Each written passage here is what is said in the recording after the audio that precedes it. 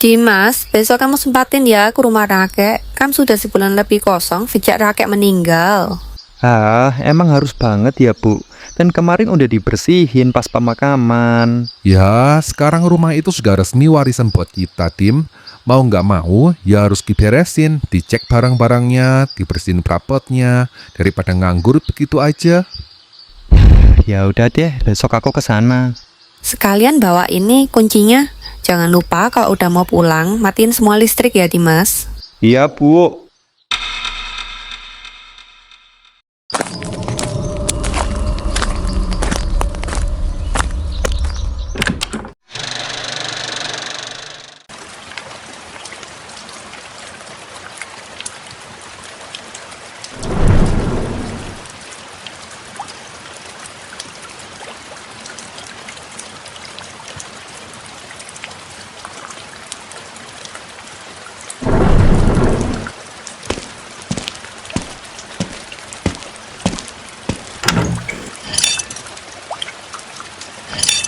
Duh, serem juga ya rumahnya.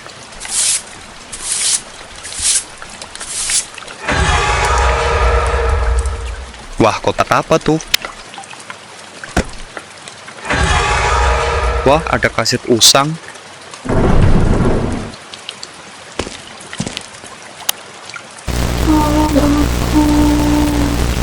Jangan matikan kasih ini di sini. Dimas, akhirnya kamu datang.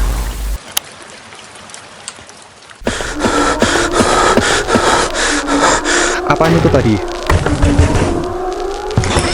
Jangan tinggalin aku. Aku di kamar belakang. Akhirnya Dimas menelpon temannya Rian dan bercerita soal apa yang baru saja dia alami di rumah itu. Temannya Rian pun menjawab, katanya dulu pernah ada rumor tentang perempuan yang meninggal di situ. Tapi belum pernah jelas siapa. Kamu yakin mau nginap di situ? Aku sih dulu memang pernah dengar rumor. Itu rumah memang ada penunggu ceweknya. Tapi cerita jelasnya coba kamu tanya warga sekitar.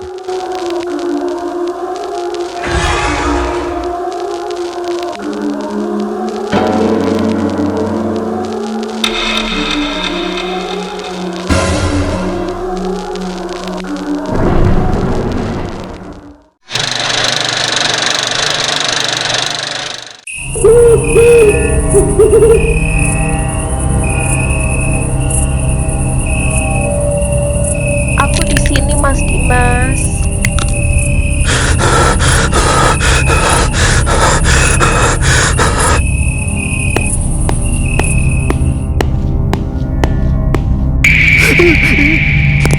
Jangan tinggalin aku di sini. Mas Dimas.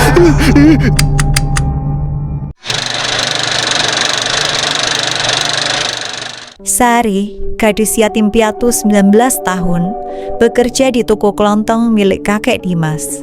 Kakek Dimas dikenal dermawan, sering membantu warga, dan sangat menyayangi Sari seperti anak sendiri. Sari merasa nyaman bekerja di sana karena dianggap sebagai keluarga. Tapi seiring waktu, rasa sayang itu berubah menjadi obsesi.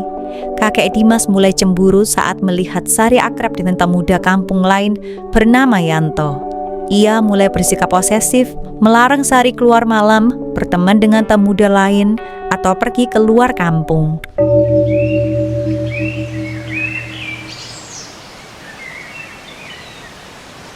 Besok aku antar kamu ke pasar ya, Sar. Biar nggak berat bawaannya. Makasih, Yan. Aku seneng banget ditemenin.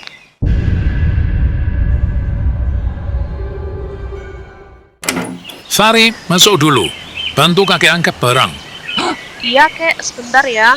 Ya udah, Sar. Kalau gitu abang mau balik dulu aja. Sari, kamu itu jangan sering-sering sama anak itu, Sar. Kenapa, Kek? Kan cuma ngobrol biasa. Kakek nggak suka. Anak kayak dia nggak pantas deket-deket kamu. Dia cuma mau manfaatin kamu nanti. Aku yang kenal dia, Kek. Yanto baik kok. Selama ini juga nggak pernah macem-macem. Kamu itu nggak ngerti, nak. Di kampung ini nggak sembarang orang bisa deket sama kamu. Kakek cuma pengen jaga kamu. Kakek boleh jaga Sari, tapi aku juga butuh hidup dan privasiku sendiri, kek. Kamu beli kakek Sari, kamu nggak boleh pergi kemana-mana. Karena sering mendapat tekanan dari kakek, Sari dan Yanto berencana kabur dari kampung. Suatu hari, mereka sepakat bertemu di kebun belakang kampung malam-malam saat hujan deras. Sar, kamu beneran yakin kan kita pergi malam ini? Iya, aku nggak tahan lagian. Kakek makin aneh, dia ngelarang aku ketemu siapa-siapa. Aku nggak bisa hidup kayak gini. Aku jadi takut, Sir. Kalau ketahuan bisa gawat, tapi aku nggak mau tinggalin kamu di sini. Kita cuma butuh lewatin jalan besar. Nanti di kota aku bisa cari kerja, kamu juga, kita pasti bisa. Oke, nanti jam 11 malam, aku tunggu kamu di bawah pohon beringin di kebun belakang. Kita pergi lewat sana, jalan pintas ke jalan besar. Iya, tapi aku harus ambil beberapa barang dulu, setelah itu aku langsung ke sana. Kamu nggak akan kemana-mana, Sari. Kamu punya aku.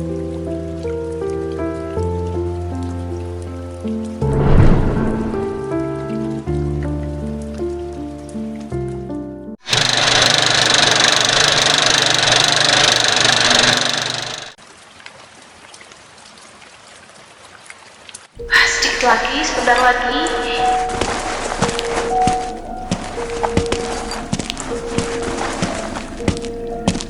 Mau kemana kamu, Sari? Kakek, aku cuma mau... Kakek sudah bilang, kamu nggak boleh deket-deket sama Yanto.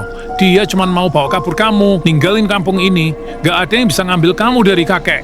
Kakek, aku capek. Aku mau hidup bebas. Aku sayang sama Yanto, bukan sama kakek. Jangan tahan aku di sini. Aku sayang sama kamu, Sari. Lebih dari siapapun. Aku nggak bisa kehilangan kamu. Lepasin aku, kek. Sari, ya Allah, aku nggak seneng dia. Aku nggak semangat.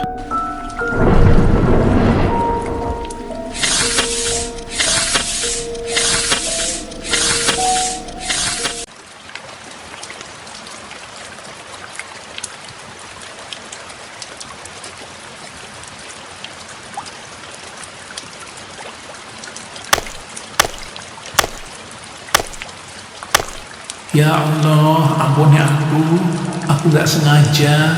Aku cuma mau dia tetap di sini, tapi bukan gini maksudku. Nggak boleh ada yang tahu, nggak boleh ada yang nemuin. Sari harus tetap di sini, itu orang aku. Maafin kakek, nak. Maafin kakek. Kamu di sini aja, tetap deket sama kakek selamanya. Sari. Dari jauh, terdengar suara Yanto di tengah hutan, berteriak memanggil-manggil nama Sari. Tapi kakek Dimas tidak menggubris, hanya kembali masuk ke rumah meninggalkan suara teriakan itu, memudar di tengah derasnya hujan.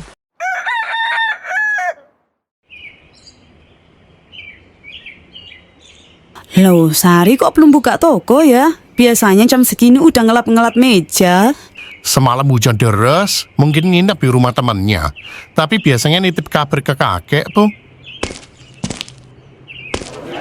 Bu, Pak, ada yang lihat Sari nggak ya? Semalam dia bilang mau ketemuan, tapi nggak datang-datang. Kita cari bareng-bareng aja yuk kalau gitu. Sari. Sari? Sari. Sari. Sari? Sari. Sari. Sari. Sari? Sari. Sari? Sari. Apa jangan-jangan disembunyiin sama Yanto ya? Yan, hayo ngaku kamu. Sumpah, Bu, saya nggak bawa dia. Saya malah nungguin dia semalam di ujung jalan dekat sungai. Ket, Sari biasanya kalau nggak di rumah kemana? Saya juga nggak tahu. Mungkin bener dia kabur. Anak itu keras kepala dari dulu. Akhirnya warga menyerah setelah seharian mencari. Kasus Sari menghilang jadi gosip panas di kampung. Tapi lama-lama dilupakan. Orang-orang menganggap Sari benar-benar kabur. Hanya Yanto yang tidak pernah percaya karena tahu Sari tidak pernah berbohong soal janji.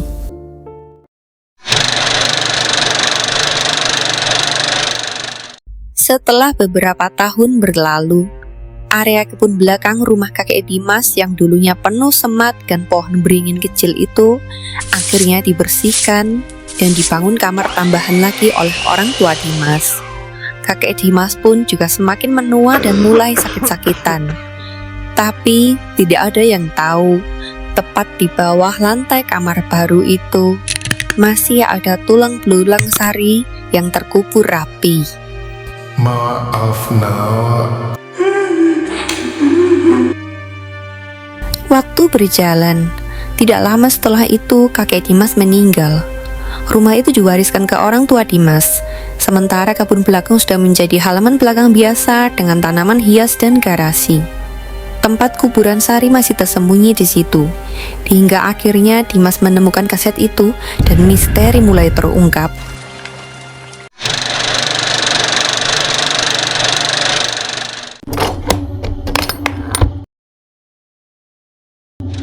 Aku mau pergi, kek. Aku nggak tahan lagi.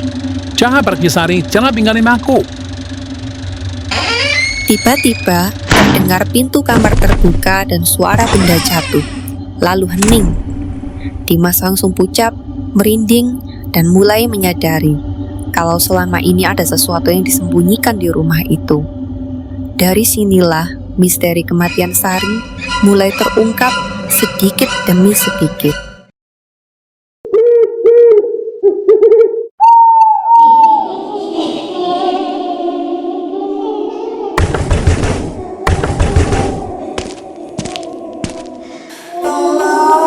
Aku di sini. Ini aku, Sari.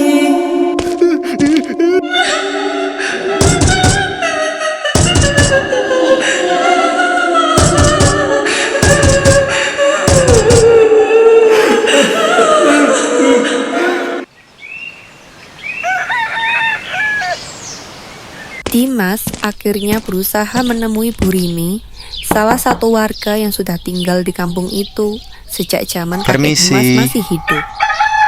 Bu Rini, Wah, ada anak Dimas. Ada apa ya pagi-pagi cari ibu? Bu Rini, dulu di sini ada yang namanya Sari ya. Kamu jangan asal sebut nama itu, nak. Udah lama orang sini nganggep dia kabur. Padahal ada yang aneh waktu itu. Dia sama pacarnya yang namanya Yanto itu kan mau kabur. Tapi setelah itu Sari nggak pernah kelihatan lagi. Yanto juga pergi. Katanya nyari Sari sampai keluar kota, tapi nggak pernah balik sini lagi. Tapi ada rumor lain lagi. Ada yang bilang Sari sudah meninggal, tapi sampai sekarang juga nggak ada yang tahu dikubur di mana. Dimas pun semakin yakin ada sesuatu yang ditutup-tutupi.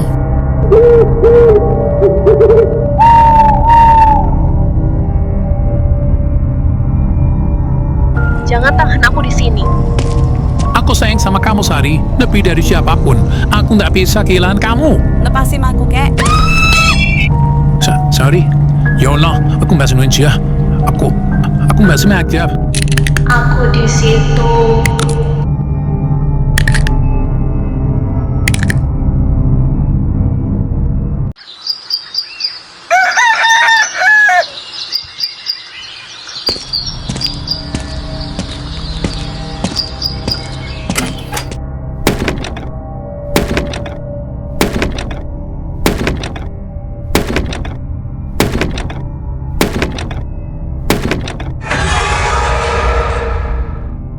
Ya Tuhan, ternyata beneran. Aku cuma mau ditemukan. Terima kasih, Mas Dimas.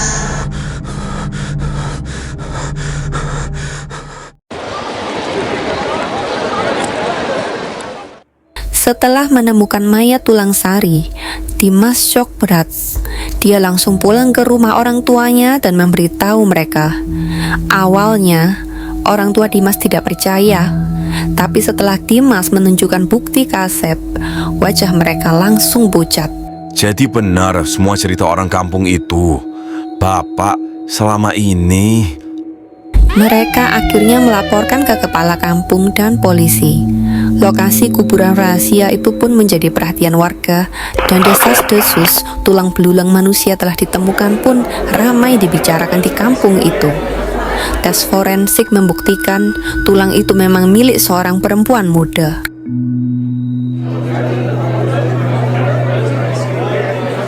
Maafkan kami, Sari. Selama ini kamu dicari, tapi ternyata kamu di sini. Di hari terakhir sebelum rumah itu ditutup polisi untuk investigasi lebih lanjut, Dimas menemukan satu kaset tua lagi di gudang. Makasih, Dim. Aku sudah bisa tenang sekarang. Akhirnya orang tua Dimas memutuskan untuk menjual rumah warisan itu dan pindah ke kota. Tapi setiap kali ada orang yang lewat depan rumah lama itu, masih bisa terasa hawa dingin samar, seperti ada yang memperhatikan dari balik jendela gudang. Terkadang beberapa rahasia butuh waktu yang lama untuk bisa ditemukan.